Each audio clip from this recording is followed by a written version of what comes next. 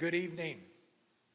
Welcome to the Clabaugh Speaker Series this evening. My name is Dennis Ritchie. I'm a member of the Clabaugh Speaker Series Committee this year. And so it's my opportunity to introduce our speaker this evening.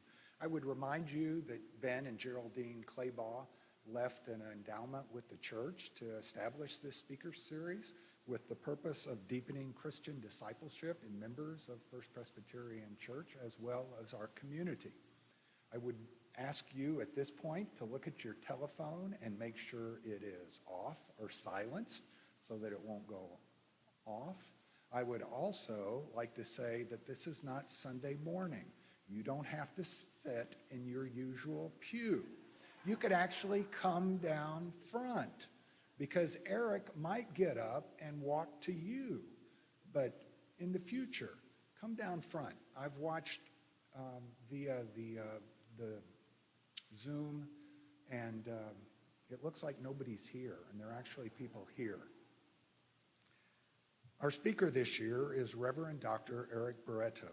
He is the Frederick and Margaret Weyerhaeuser, as in Weyerhaeuser Lumber, Associate Professor of New Testament at Princeton Theological Seminary. He earned his BA from Oklahoma Baptist University, his MDiv from Princeton Theological Seminary, and his PhD in New Testament from Emory University. It is my pleasure and honor to introduce Reverend Dr. Eric Barreto.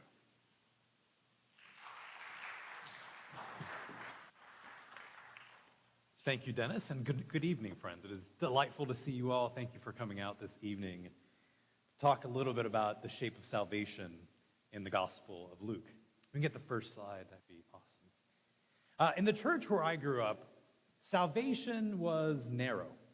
It was particular. Salvation meant what happened to you the moment your heart stopped beating, your brain synapses stopped firing, your lungs stopped breathing. That was what salvation was all about your eternal destiny. And maybe you grew up in a church that had a similar vision of salvation, or maybe you've wondered to yourself, why should I even bother thinking about this big, lofty theological term? I think the Gospel of Luke can give us a much wider, much more expansive imagination about what salvation might mean. And I wonder if we need this insight today, now more than ever. I don't know about you, but even as we're still living in these post-pandemic, mid-pandemic, pandemic is still around, but we're trying to do something different days. The costs of the pandemic have been heavy among us. Certainly the people whose lives have been lost, the people whose dreams of their future lives have been taken away, people burnt out at their jobs. We have seen more and more the importance of being together, the importance of belonging. And I want to suggest that yearning that we have for belonging and this imagination in the Bible about salvation are tied up one with one another.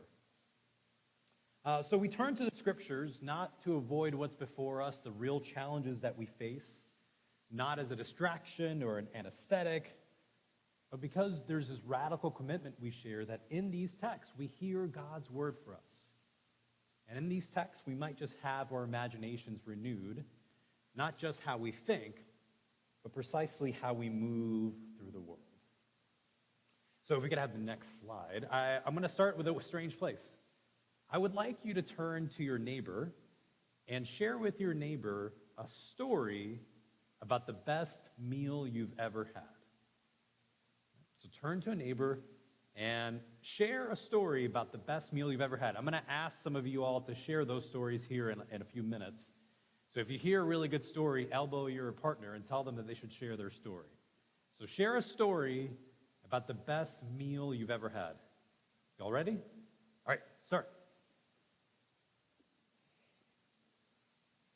And if you're watching online, maybe there's somebody nearby that you can text a story, or you can bring that story to mind.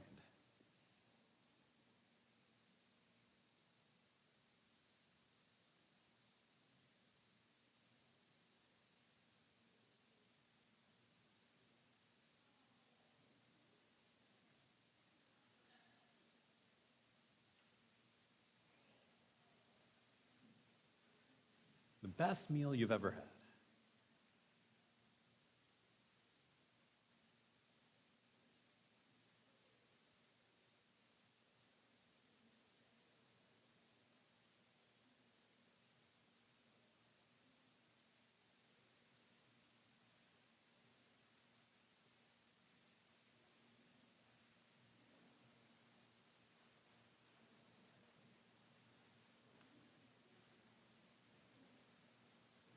All right.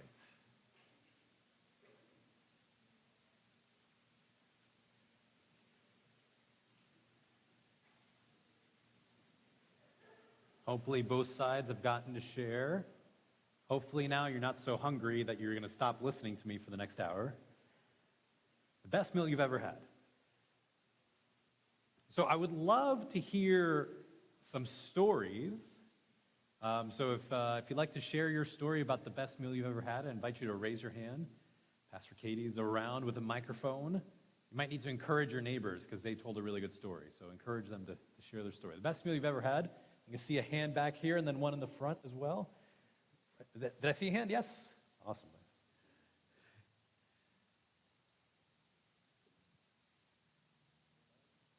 Oh.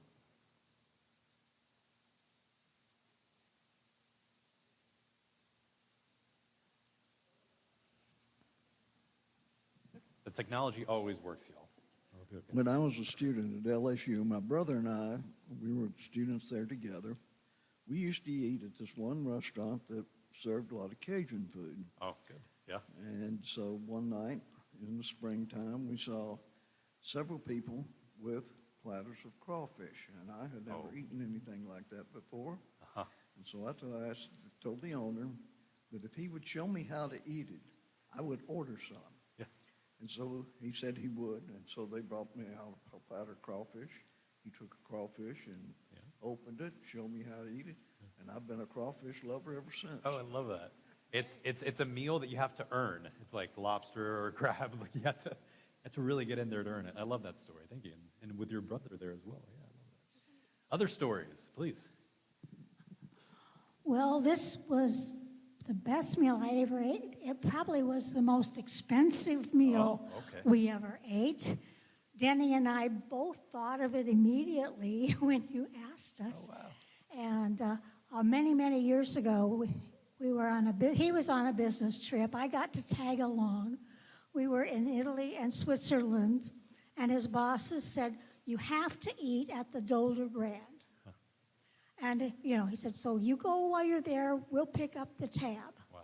So even better. Somebody else is picking up we the tab. went, it was absolutely luxurious. I mean, waiters all over the place, taking care of our every need, delicious food, and we just felt, never happened again, probably never will, but we felt very spoiled.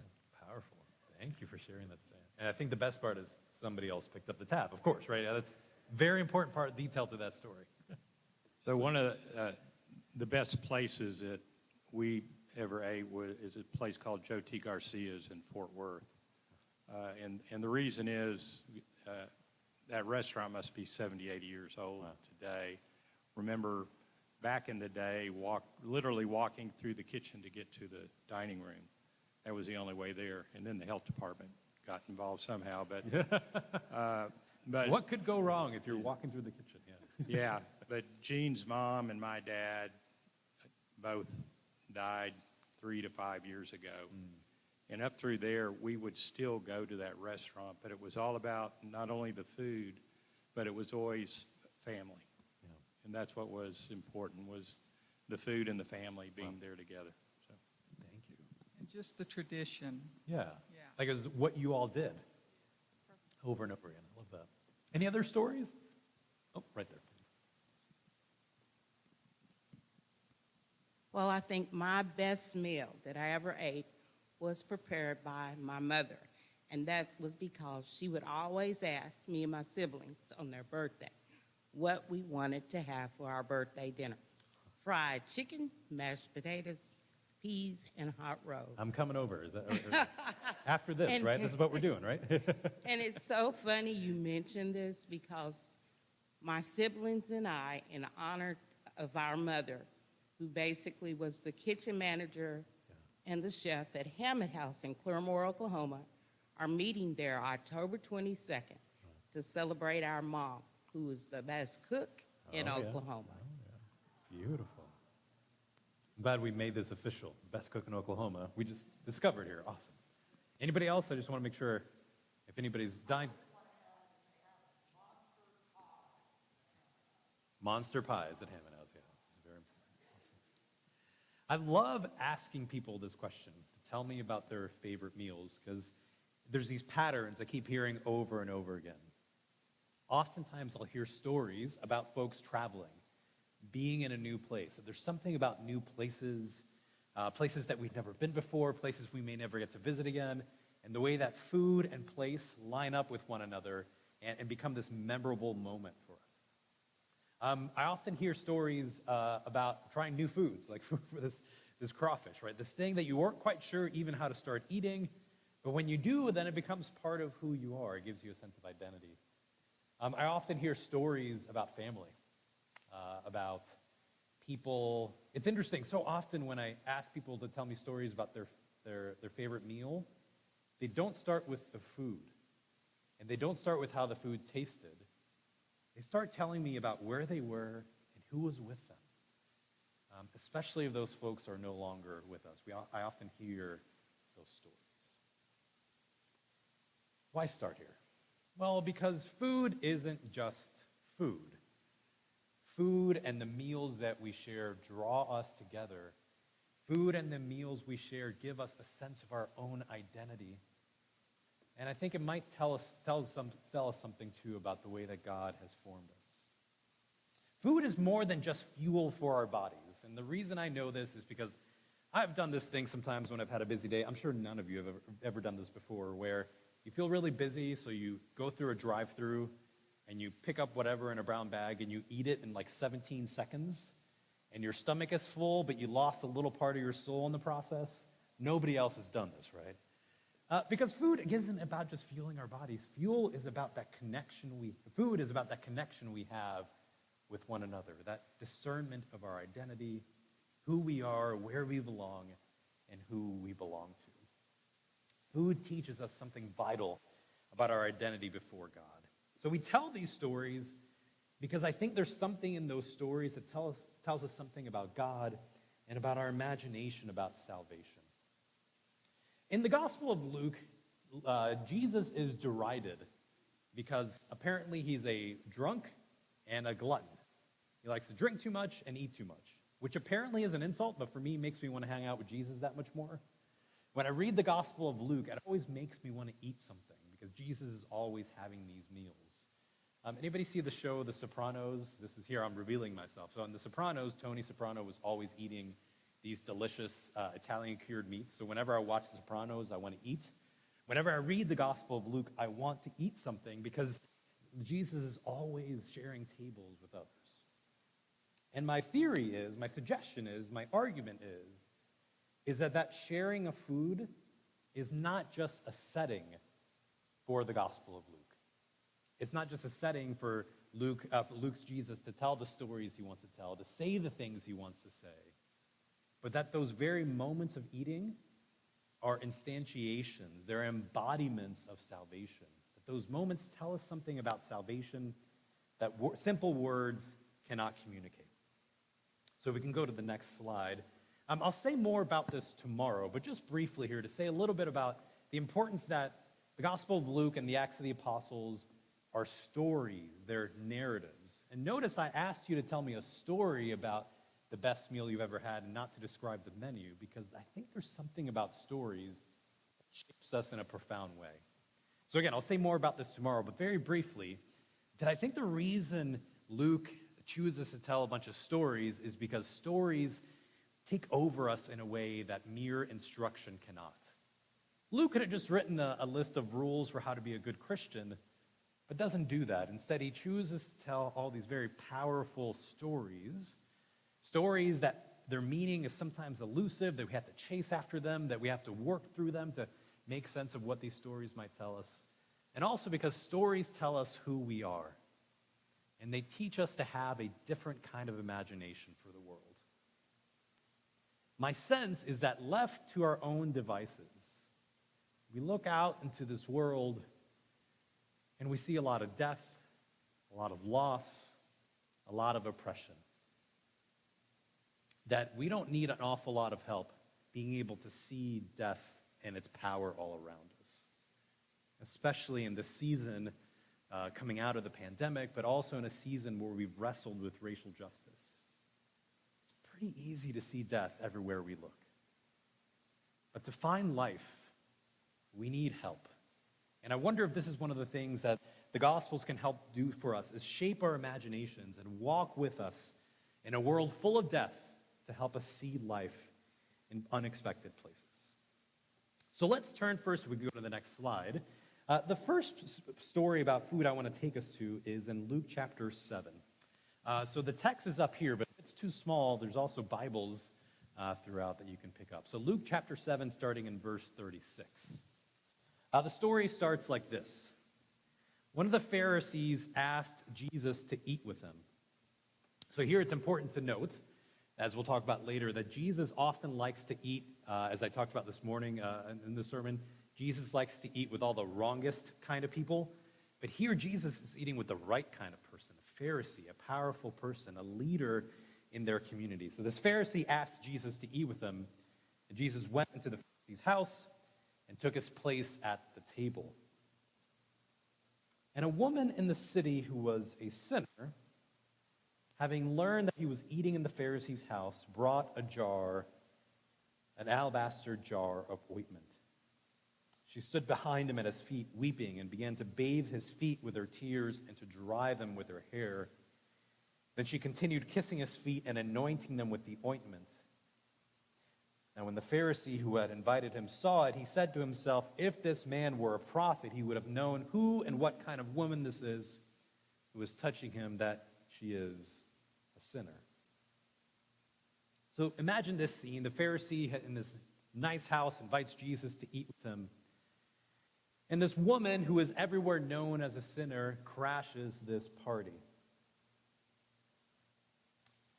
This woman has been maligned in the history of interpretation of this text.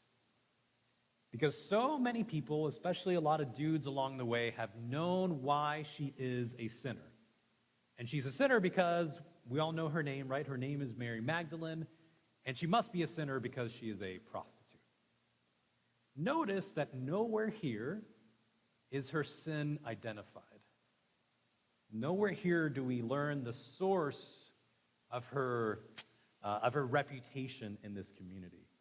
Instead, notice that the narrator tells us that she's a sinner, but Simon the Pharisee will confirm later the same, that she is a sinner. Now, what does that mean? As I talked about this morning, I think part of what's happening here is that sinner is a category for those people, for them, for people who don't belong. That it probably matters very little what she has done. What matters is that everybody knows, everywhere she goes, all her neighbors, all her friends, everybody in that community knows that everywhere she goes, she is a sinner. She doesn't belong. She's not one of us. And maybe there are rumors floating around about why she is a sinner. But what she did doesn't really matter. And Luke, notice, does not tell us what she did. All that matters is that she's not supposed to be there. She is a sinner. She doesn't belong.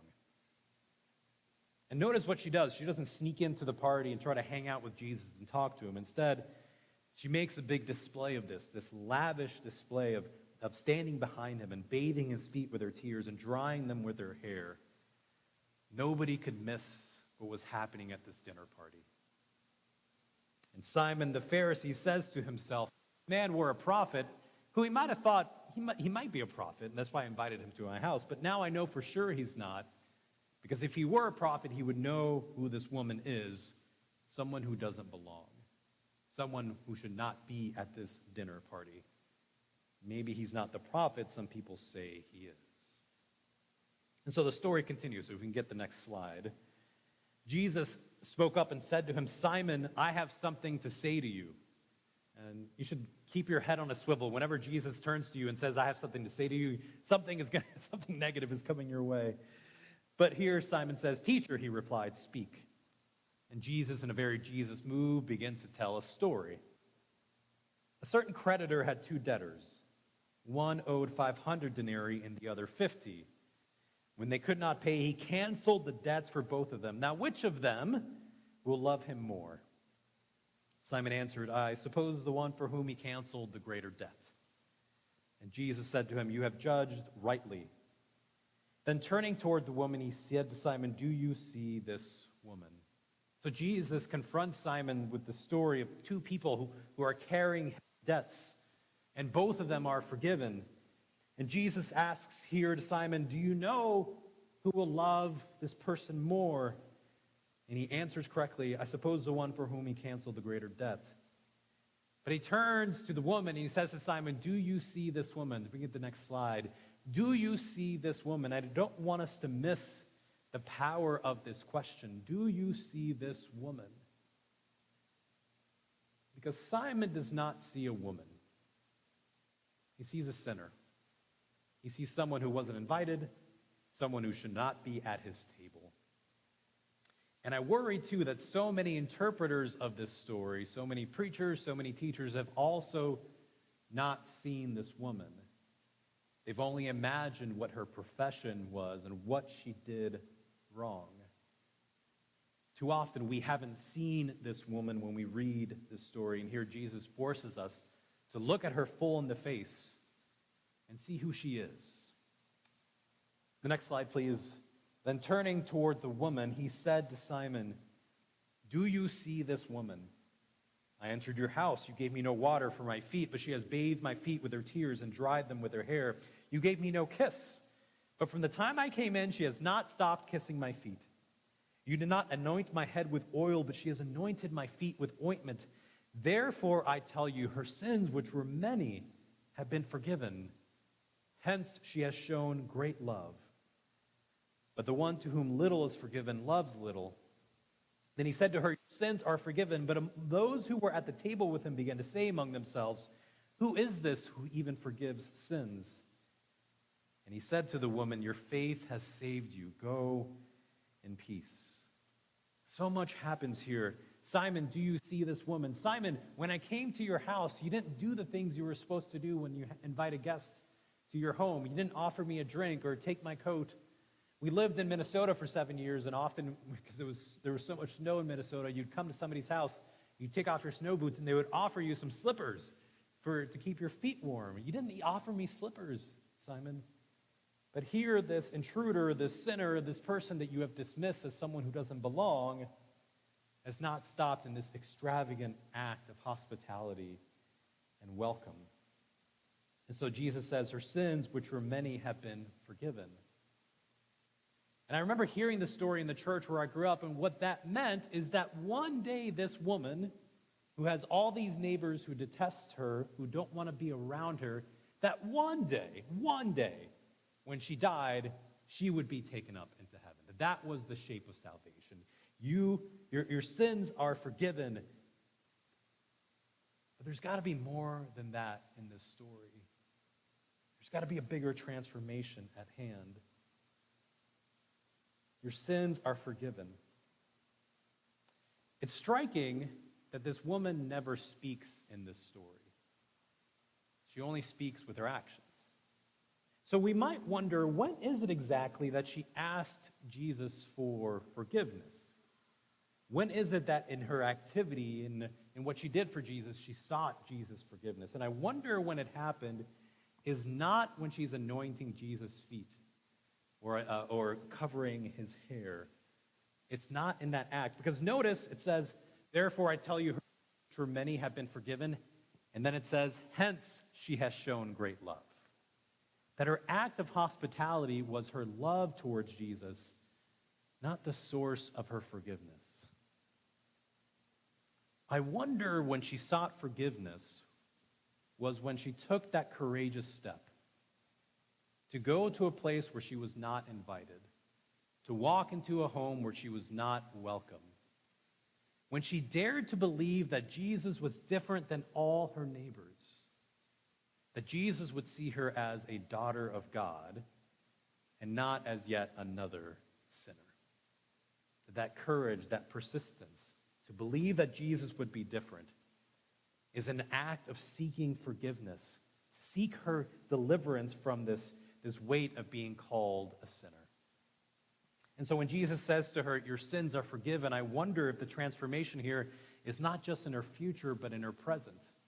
Your sins are forgiven. Whatever it was that you did or didn't do, whatever it is that people said you did or didn't do, those things are now gone. And he turns to the community and says, basically, you can no longer call her a sinner. She no longer bears a big red S on her forehead or on her chest. She's no longer a sinner. She is one of you. She belongs here. That's the nature of her salvation. And the people are shocked by this. They say, who is this who even forgives sins? And a lot of interpreters think that has something to do with Jesus acting too much like God, thinking that he can go around forgiving sins. I wonder if what they're really bothered by is that this stranger in this community, this Jesus, shows up and starts messing with our account of belonging. We know that she's a sinner. Who is this guy to tell us something that we know about her, something that we've all shared, something that we all know about her? Who is this who can even forgive sins, not so much as God, but to ask us to live differently? Who is this who's asking us to live life in a different way? And he says in the end, your faith has saved you. Go in peace. But I'm left wondering, what happened when Jesus left the scene? Did Simon and the other neighbors of this woman go right back to calling her a sinner? Or was her life so transformed and their imagination so transformed that she gained a new identity, that she gained a community, that she gained a place to live? I wonder too, earlier Jesus tells a story about these two people with great debts.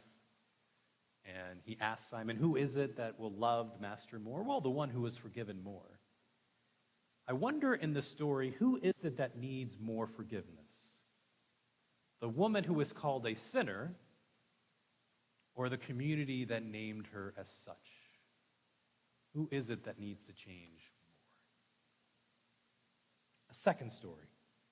If you could switch the slides. Here, we're going to Luke chapter 9. So if you're following along in the text, Luke chapter 9, starting at verse 10. Right before this, Jesus has sent out the disciples in two to do Jesus things, to exorcise demons, to heal people, to preach the good news. And they come back to Jesus and they say, Jesus, you won't believe what happened. And Jesus is like, yeah, I know what happened. But they're so excited about the encounters that they've had. They come back and they tell Jesus all these marvelous things that have happened. And Jesus, as he often tries to do in the Gospel of Luke, tries to get away to pray, tries to re-energize, get away from the crowds, but the crowds find him. So starting in verse 10, the day was drawing to a close, and the 12 came to him and said, send the crowd away so that they may go into the surrounding villages and countryside to lodge and get provisions, for we are here in a deserted place. And here I want to dwell, the next slide, please. I want to dwell here on that line. We are here in a deserted place. In a moment, we'll learn that there are 5,000 men in this crowd, and an untold number of women and children as well. Notice the disciples look around and see all these people, and all they can see is a deserted place. They're there with Jesus. They've just gone out. They've been healing the sick. They've been exorcising demons. They've been preaching the good news. And they look around and all they see is what they do not have. And they forget who's with them. This Jesus who brings life wherever he walks. They look around and they see these thousands of people. They know what they've just experienced. They see Jesus before them.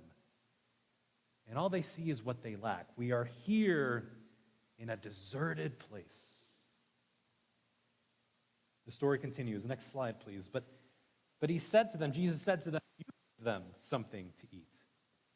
Which is not that extraordinary a request in light of what all the things they've just been doing, exorcising demons, healing people. But they missed the point. They said, we have no more than 5 loaves of 2 fish, unless we are to go and buy food for all these people. You can't possibly mean that, Jesus. That can't be what you're asking us to do. for there were about 5,000 men. And he said to his disciples, "Make them sit down in groups of about 50 each." They did so and made them all sit down, and taking the 5 loaves and the 2 fish, he looked up to heaven and blessed and broke them and gave them to the disciples to set before the crowd. And all ate and were filled. What was left over was gathered up, 12 baskets of broken pieces. So here Jesus takes over. He has people sit into groups. They take what little they have, they share it, and the food multiplies. Luke says that all ate and were filled. Now, this is a common enough experience in our own world, but in the ancient world, very few people would have known what it would be like to be filled every day with food. Something like 80% of people's calories in the ancient world would come from bread and from olives. Meat would be quite rare in most people's diets. A lot of people were living on the very edge of subsistence, only having enough for that day. So when Jesus, in the Lord's Prayer, asks us to pray for our daily bread, that is quite literal in Luke's world. People work for today, for the food they will eat today. So this experience they have of eating and being filled must have been quite strange to them, quite unusual to them, especially here in this deserted place. And notice also that what was left over was gathered up, 12 baskets of broken pieces. And I worry that we miss something important about this part of the story. In a world where we throw away so much food, in a world where the food we throw away can feed the rest of the world, the problem we have isn't that we don't have enough food, is that we don't have it in the right place. Here, this is not a picture of excess. When my mom, who is the world's greatest cook, not in Oklahoma, but elsewhere, my mom cooks food often. She puts down one plate, and then there's a second and a third, and there's 17 plates all of a sudden, and we can't possibly eat all that food. And I say, "Mom, you made way too much food. This is going to go to waste." It's not that. Here, it's the sense that people eat, and they're filled, and there's still more left over. There's still more food where that came from. You didn't have to fight for the food. You didn't have to struggle for the food. It was there. And I wonder if for Luke and for Jesus in that moment, that experience, and for the people gathered there, that experience of being filled, of eating all that they want, and there's still more, was an experience of salvation. It's an experience of what salvation looks like and feels like in their bodies. And it's not just food for the day, it's food for eternity. A third story. Here we go to Luke chapter 19. The next slide, please. This famous story of Zacchaeus. Do you all teach the Zacchaeus song here? Is that something that you all are aware of? Can we sing it? I can't sing, so I can't help you with this, but can we start singing it? Zacchaeus was? Oh, louder, though, because I can't hear you.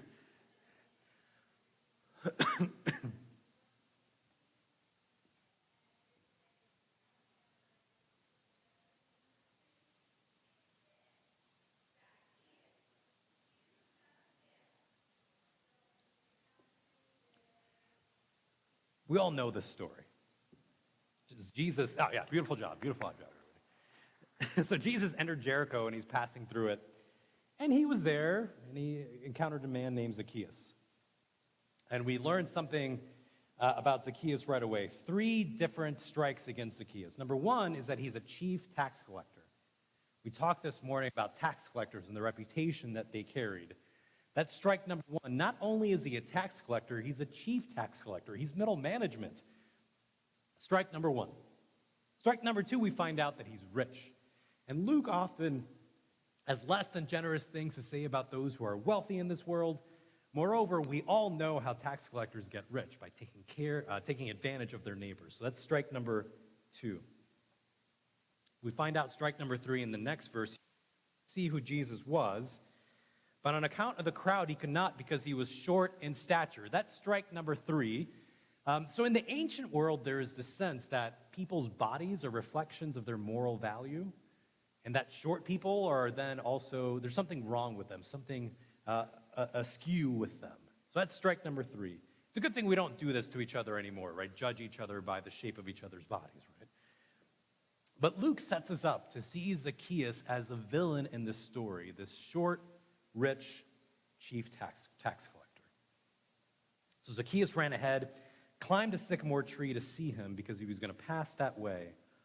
When Jesus came to the place, he looked up and said to him, "Zacchaeus, hurry and come down, for I must stay at your house today." So he hurried down and was happy to welcome him. All who saw it began to grumble and say, "He has gone to be the guest of one who is a sinner." So if we can get the next slide, he has gone to be the guest of one who is a sinner. Jesus, there are lots of good people in this community.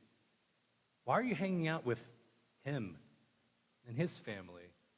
Why are you hanging out with the short, rich chief tax collector when there's so many other good people in this community, Jesus? Why have you gone to be a guest of one who is a sinner? And the story continues here. If we can get the next slide. Zacchaeus stood there and said to the Lord, "Look, half of my possessions, Lord, I will give to the poor. And if I have defrauded anyone of anything, I will pay back 4 times as much." Then Jesus said to him, "Today salvation has come to this house, because he too is the son of Abraham. For the Son of Man came to seek out and to save the lost." So the song tells us what happens, right? Zacchaeus was a bad guy, but when he has this encounter with Jesus, he becomes a good guy. He gives away half of his possessions. He fixes what he's broken, and we have the story. And then salvation has come to this house. But there's a little wrinkle to the story. So if you look where it says, "Look, half of my possessions, Lord, I will give to the poor," and later on, "I will pay back 4 times as much." The Greek text actually has those verbs in the present tense. So we could read his response in this way. "Look, half of my possessions, Lord, I give to the poor. And if I defraud anyone of anything, I pay back 4 times as much." How does that change the story? This now is not a story of a bad guy who is turned into the good, but of someone who's always done the right thing. "Half of my possessions, Lord, I already give to the poor. And if I mess up, if I do something wrong, I make up for it 4 times as much." What if this is not a story about Zacchaeus being transformed, but a story of a community whose perception of Zacchaeus is transformed? And in so doing, this community is brought back together. Notice what it says at the end. "Today salvation has come to this house, because he too is a son of Abraham. He is your brother, your cousin, your neighbor. He belongs here with you. For the Son of Man came to seek out and to save the lost." And I wonder here if Zacchaeus is not who's most lost, but a community who has rejected Zacchaeus, and it's not the we that God has called them to be. Maybe Zacchaeus is not the one that needs to be transformed. Maybe it's everyone else around him. Next slide. Last story I would share, the last story. I love that sentence because it has a passive voice. We're not sure why they can't recognize Jesus. It could be that they're so deeply traumatized by their experience that they can't imagine is right in front of them. It could be that Jesus just looks different after the resurrection. Maybe he just has this glow about him that they don't recognize him. He could be wearing a Zorro mask. I don't know, because Luke doesn't tell us why they can't recognize him, but they don't recognize him. And they spend all day with Jesus. They walk next to him. Maybe they reach out when he's teaching them. He doesn't recognize Jesus when they're walking alongside of him. They don't recognize him as they spend all day together. It gets to be the end of the day, and Jesus, it looks like he's going to keep on walking. I'm not sure where he was planning to go, but these 2 disciples insist, "Jesus, stay with us. We will host you." And as Jesus is wont to do, he turns the tables on them, and instead of them hosting him, he hosts them. He takes bread and he breaks it, and their eyes were opened. Their eyes were not opened by his voice or his body or even his presence. Their eyes were open when Jesus does the most Jesus thing that Jesus does in the Gospel of Luke. Food is powerful. And in Luke, food is a glimpse into what salvation looks like and even what it tastes like. My wife comes from an Italian family, and so they have this tradition of Sunday sauce. I don't know if you know about this. It's spaghetti and meatballs, right? But it's more than that, right? It's carefully made. It's long. The sauce takes all day to make. It fills the house with the odor of the aroma, and it's such a delicious food. And when I eat Sunday sauce with my wife, with my in-laws, with my kids, it feels like I'm connected to my wife and where she's from in a way that's really, really powerful. It feels like I'm a guest in her story, and I learn something more about who she is as I'm tasting this delicious food. And the love goes in both directions. So I grew up in Puerto Rico, and as you know, Puerto Rico has all the best food in the world, gandules and plantains. We all know this stuff, right? And she has learned how to make this food not just because it's delicious, but because it's a part of who I am. Food is this powerful point of connection. And I wonder, part of the imagination that Luke wants to stir in us is those stories that you shared earlier, those stories of those greatest meals you ever had, of being in a foreign place, a place you wouldn't have expected, of being with people you love, of eating with people who taught you who you are, made you who you are, that how you felt in that moment has something to do with God. In Jesus' first sermon, he sits down and he reads a text from Isaiah, and he says, "Today this has been fulfilled in your hearing." And over again, the word "today" comes up in the Gospel of Luke. We saw it in the story of Zacchaeus. Today salvation has come to this house. In Luke, salvation is not for the future. It's for right here and right now. Salvation is not just about what happens when you die one day, but about your belonging here in this moment. And when God's grace falls upon you and upon your community, you are transformed in the moment. When you gather with those that you love, you taste a piece of God's salvation. I said this morning that if Luke only had one chapter's worth of papyrus, he would write Luke 15. So the story of a lost sheep, lost coin, the prodigal. I think if instead of one chapter's worth of papyrus, if he only had one image to put before us, and if we go to the next slide, I think Luke would put before us a big table. And at that table, there are piles of food. Food that you love, food that your mother or your grandmother or your parent made for you, food that connects you to home. I think that's the image that Luke would put before us, this bountiful table. And not just that, you would sit at that table and people you love would be there. And then there also would be at the table some weird-looking food that smells a little funny. But in that moment, you would not wonder what's wrong with that food. You would wonder, who is it that loves that food at this table? Who is at this table that food that's a little strange to me connects them to their home, to their family, to who they are? And the person sitting to your left and to your right would be eating strange food, and you would be drawn with curiosity to them, to their story, and to who they are. If Luke had one image, it would be this bountiful table with food that never runs out, that's delicious, and you feel filled.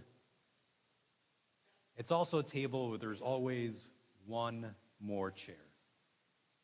There's always space for one more, no matter how many people show up at this table. That's what salvation looks like. That's what salvation feels like. My friends, that's what it tastes like, too. Thank you very much.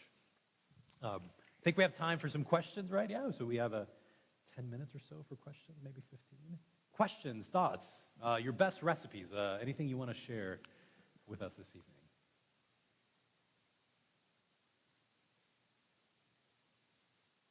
Oh, in the back here, yes. We're going to put Pastor Katie to work. You're going to get your steps in tonight.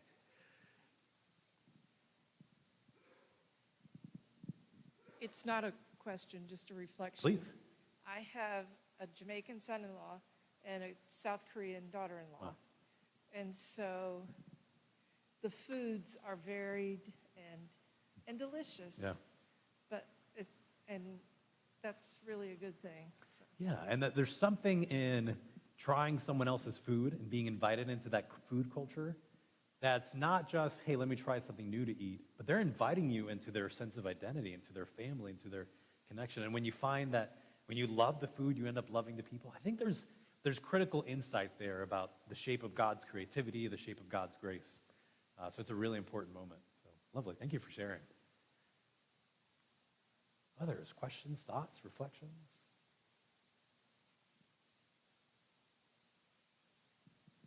Everyone's hungry. I know, right? This is the problem with doing this around dinner time.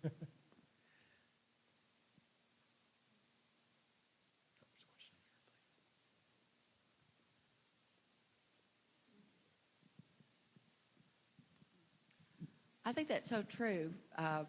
When you asked the question for us to share with a neighbor, I said, oh, the La Posta restaurant in Las Cruces, Mexico. The atmosphere of the Mexican food is wonderful, but it really took me back to my mother, who is Mexican, and when we would be in Chihuahua City or in Del Mar, California, and my aunts and uncles, when we would come from Texas into Mexico, they will have killed a pig for the pork tamales and roasted the peppers and made the salsa.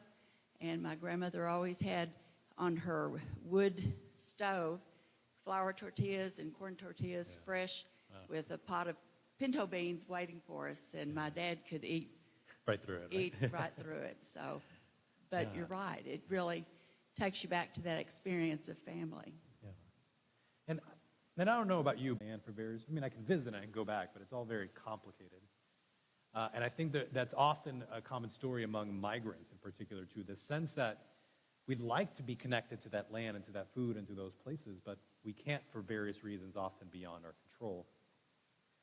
Now, you know, I don't know if this is the case here, I imagine it is, but if I go to the grocery store in Princeton, I can find all the food, like there's all the Goya products, and I can find all this stuff. But when we were younger, when we first moved to the States, you couldn't find plantains and gandules and all these other really important foods. So we would come back from Puerto Rico with boxes full of food. Again, not just because we liked it, but because it was this connection to a place and a people. It was this little taste of salvation for us. So I think these stories are really vibrant and really important for us to share. So thank you for sharing that. Any others?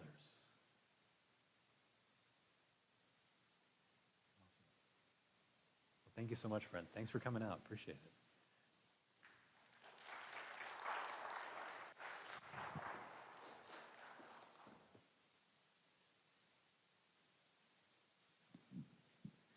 Just as a reminder, we look forward to your talk tomorrow night. It's at 7 o'clock tomorrow night, a little bit later, so you can get back from work and come back over here tomorrow night. We so look forward to it. Keep telling those stories, sharing food. And I just wanted to say one thing. Coming out of the pandemic and we're gathering more together, we've been able to have meals together as a church family, a little bit more time together around food, and people have been expressing such gratitude for that, not taking it for granted. Thank you so much, Dr. Barreto. We'll see you tomorrow night. Thanks, everybody.